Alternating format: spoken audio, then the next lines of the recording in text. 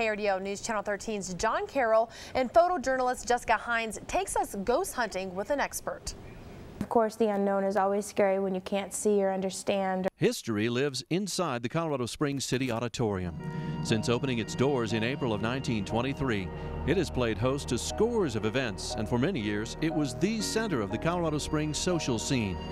But if you believe one group, something else lives inside this historic building. We are a scientific team that likes to document the paranormal. Meet Maysandra Gray. She leads a group called Pure Paranormal. Their Ghoul School helps people learn the art and science of ghost hunting. We don't use Ouija boards, we don't use pendulums, we don't do seances. Everything is scientific and nothing is scary and out of the ordinary. Pure Paranormal uses recording devices to capture EVPs, or electronic voice phenomena, disembodied voices of those who have passed on. And it's not as exciting as it looks on TV. It's a lot of waiting, it's a lot of working, especially going over the evidence for the team. That takes a long time. Maysandra says while she believes in spirits, she's never actually seen one.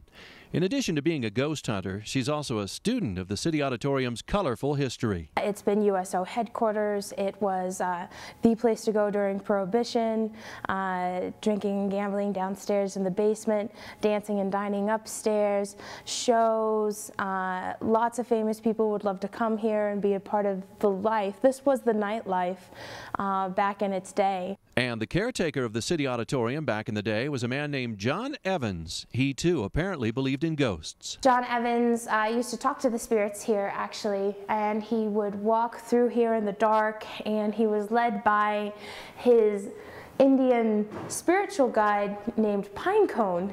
Evans lived in an apartment above the backstage dressing rooms, but he was also familiar with the Prohibition-era tunnels that led to downtown. The story goes, he went out for a night of drinking and returned with an unknown companion. When he didn't report for work the next day, co-workers searched his apartment. He had been stabbed to death, and he was unrecognizable. It was one of the most brutal murders of its days, back in 1936. And it is said that John is still here, walking the walls and still doing his caretaking job here in the City Auditorium. And apparently Evans is not alone. A couple more spirits are believed to reside under the stage in the basement of the auditorium. Gray tells the story of two men who had racked up significant gambling debts. When they finally didn't pay up, they were taken down here into the boiler room and put over in here, and then shoved in there and burned to death. Gray says there's a brick wall somewhere in the building that's not on the original blueprints. The theory is that's where the charred remains of our delinquent gamblers ended up. So is the Colorado Springs City Auditorium really haunted? I guess it all just depends on what you choose to believe. As for me, I think it's just an old ghost story. John Carroll, KRDO News Channel 13. Bullying is down in one Colorado Springs school thanks to an 8th grader at Cheyenne Mountain Junior High. Christina Schonkweiler was awarded in a pep rally hosted by CU student athletes. Her essay and anti-bullying campaign won her the Winning Attitude Award. The school's principal says bullying is down about 60% from last year because of her efforts. The fact that bullying's gone down, it makes me really proud and really happy, and at the same time shocked, because it was just one little idea I had. So many kids, even 8th graders, have came up to me and approached me and said, "What you're doing is great." Well, this is the 5th year Quest Root Sports, and the University of Colorado has given out this award. The school received $3,500. On my first interview, I said it was a nightmare, and since last year, this is chapter 2. It's double nightmare.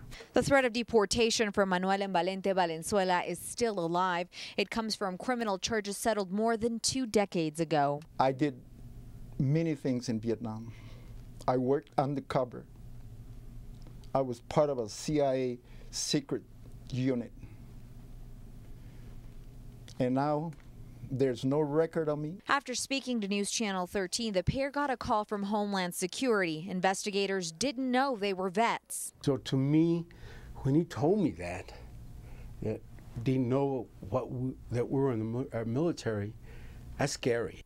The Valenzuela brothers continue to cooperate with Homeland Security, but they have been told by a series of officers they haven't provided the right documentation.